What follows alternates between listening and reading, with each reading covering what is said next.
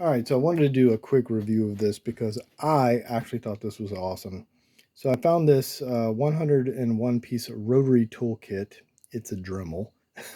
So I bought this off eBay, and it was like right at 20 bucks, where I got it from. And I'll put the link below, and you can search through and see if you can't find, if it's not for sale anymore, you can still find it pretty inexpensively.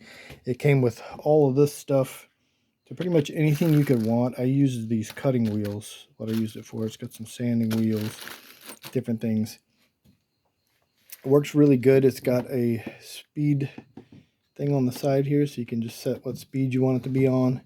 And then basically this button you press down, you have to kind of move this around a little bit and then find, where the hole is in the shaft. It'll go all the way down. When it does, it'll lock it in place. You can twist this and then change a bit. It works really good. I used it to Dremel a throttle body to remove a sensor, and definitely recommend it. Works amazing for the price. Definitely beats paying like 40 or 50 bucks for one and then having to buy all the extra stuff. It came with everything I needed,